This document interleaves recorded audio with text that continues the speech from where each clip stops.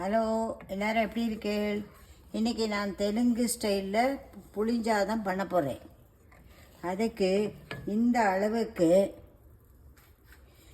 அளவுக்கு புளி எடுத்திருக்கேன். ஒரு பெரிய சாத்துக்குடி சைஸில் இந்த அளவுக்கு புளி.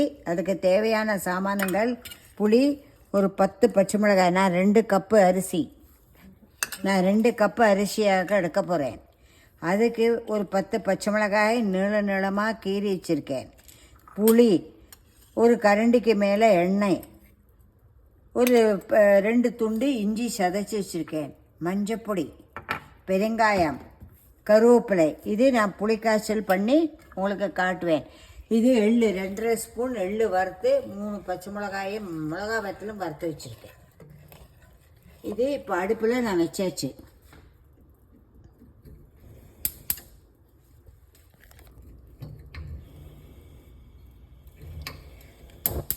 இப்போ அடுப்பில் புளியை நல்லா ரொம்ப வெள்ளமாக கரைச்சிக்கப்படாது. ரொம்ப வெள்ளமாக கரைச்சிதுன்னா அது குறுகிறதுக்கு நேரம் பிடிக்கும். அதனால் அதுக்குன்னு ரொம்ப திக்காக இருந்தாலும் புளியோட பச்சை வாசனை போடும். நான் புளியை நல்லா கரைச்சாச்சு. ரொம்ப திக்காகவும் இல்லை, ரொம்ப வெள்ளமாகவும் இல்லை. அதில் நான் பச்சை மிளகாய் போடுறேன், இஞ்சி,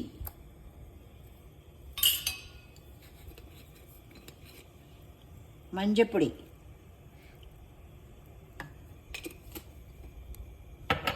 பெருங்காயம், கொஞ்சம் எண்ணெய். அடியில் பிடிக்காமல் இருக்கிறதுக்கு நல்லாவும் இருக்கும். எண்ணெயும் விட்டுட்டு இதை நல்லா சுண்டணும்.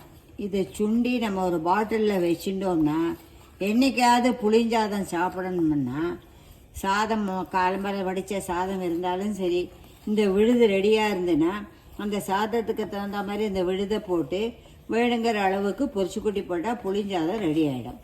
இது ஃப்ரிட்ஜுக்குள்ளே எண்ணெயெல்லாம் விட்டு நல்லா சுண்டுறதுனால ஒரு பாட்டிலில் போட்டு வச்சா எத்தனை நாளைக்கு வேணாலும், எத்தனை மாதம் வேணாலும் ஃப்ரிட்ஜுக்குள்ளே வச்சா கேடே வராது.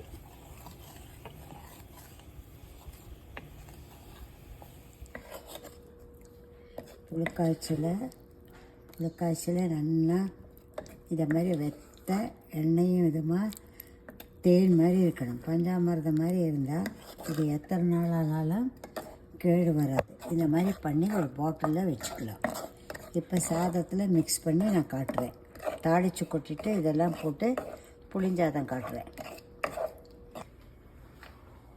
சீஞ்சட்டியில் எண்ணெய், அந்த புளிக்காய்ச்சலில் எண்ணெய் இருக்குது. அதனால் இது ஒரு அளவுக்கு போட்டால் போதும்.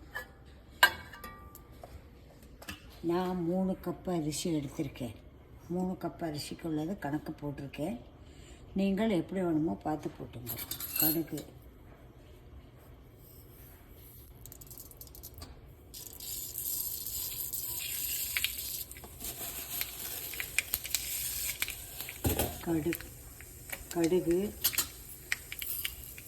கடலைப்பருப்பு தாராளமாக போடணுமா? தாளிச்சு கொட்டுறதுக்கு. ஆமாம், அதெல்லாம் போட்டால் தான் கண்ணுக்கு தெரியும். உளுத்தம்பருப்பு நான் 3 கப்போட அளவுக்காக போடுறேன். நீங்கள் எப்படி வேணுமோ போட்டுங்க. போட்டு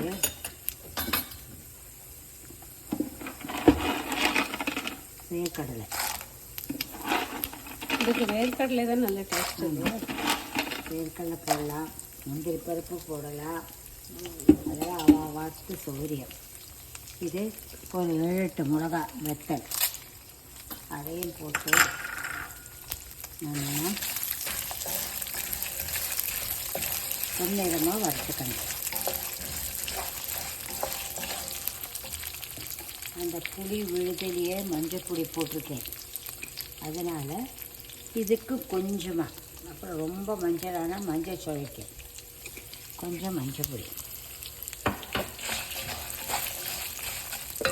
கொஞ்சமாக பெருங்காயம். அதிலே பெருங்காயம் போட்டிருக்கோம். பெருங்காயம்,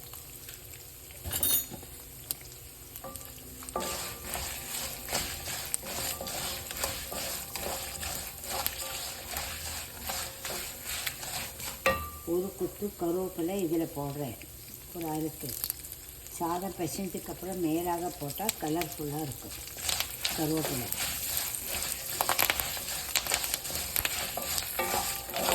இப்போது இந்த புளி விழுதில் இதுக்கு தகுந்த அளவு நான் உப்பு போட்டிருக்கேன். அந்தந்த அளவுக்கு தகுந்த மாதிரி நம்ம உப்பு போட்டால் அது கரெக்டாக இருக்கும், அத்தனை வித்தியாசம் வராது. இதுக்குள்ளே உப்பு நான் போட்டிருக்கேன். இதுக்கு நான் கஷ்டிச்சு 1½ ஸ்பூன் போட்டேன். இதுக்கு இந்த பொரிச்சு கொட்டுறதுக்கு இதை எத்தனை போடுறேன். இந்த மாதிரி தனித்தனியாக அந்தந்த அளவுக்கு உப்பு போட்டுனா நமக்கு அத்தனை வித்தியாசம் தெரியாது. வித்தியாசம்னா அத்தனை ஜாஸ்தி கம்மி ஆமாம், உப்பு காணாது. இப்போ அதை இதுக்குள்ளே உப்பு போட்டால் மிக்சிங் கூட சரியாக வரும். இதை நான் இப்படி தான் ஃபாலோ பண்ணுறேன். ஆயாச்சு, செவந்தாச்சு, அனுப்பிச்சுடலாம். இப்போ இதில் சாதம், வடித்த சாதம், அந்த புளிக்காய்ச்சல் விழுது, எள்ளு பொடியெல்லாம் போட்டு மிக்ஸ் பண்ண போகிறேன். செவந்ததுக்கப்புறம் விழுது, புளியோடு விழுது, புளிக்காய்ச்சல் விழுது.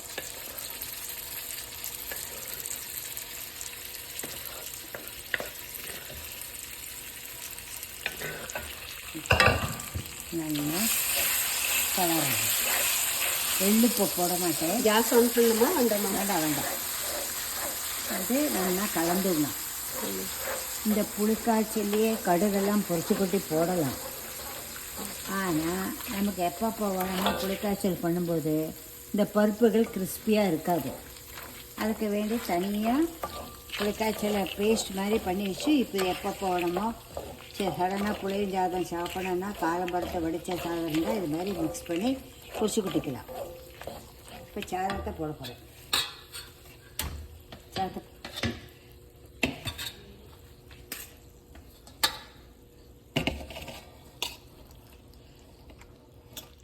இப்போ இந்த சாதத்துக்கு தகுந்த உப்பு போடுறேன்.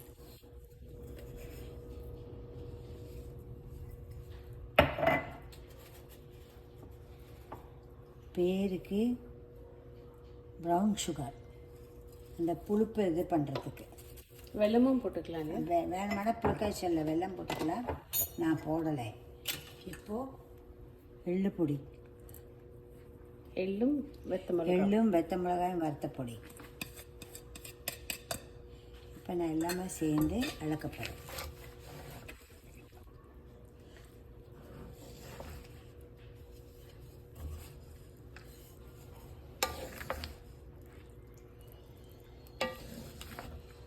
கொஞ்சம் பெரிய பாத்திரத்தில் போட்டுக்கலாம். இந்த கருவேப்பிலை என்ன பண்ணுவேன்? கடைசியில் புளிஞ்சாதம், சாதம், புளிக்காய்ச்சல், பொரிச்சு கொட்டினது எல்லாமே போட்டு நல்லா கலந்தாச்சு. எள்ளு பொடியெல்லாம் போட்டு புளிஞ்சாதம் கலந்த சாதங்கள்லாம் கையால் கலந்தாதான், எண்ணெய் கரண்டி போட்டால் கூட சரியாகிறதில்லை. கையால் கலந்தால் தான் அதோட ருசி. சிலதுக்கெல்லாம் கரண்டி போட்டால் நல்லா இருக்காது. இந்த மாதிரி விஷயத்துக்கு கரண்டி போட்டுட்டு இந்த மாதிரி ஒரு கொத்து கருவேப்பிலையை இப்படி விதறணும்.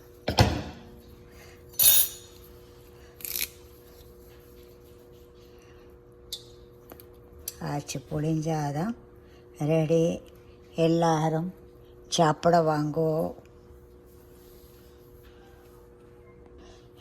இந்த மாதிரி ஆந்திரா ஸ்பெஷல் புளிஞ்சாதம் நான் பண்ணியிருக்கேன். இது ரொம்ப ஈஸி.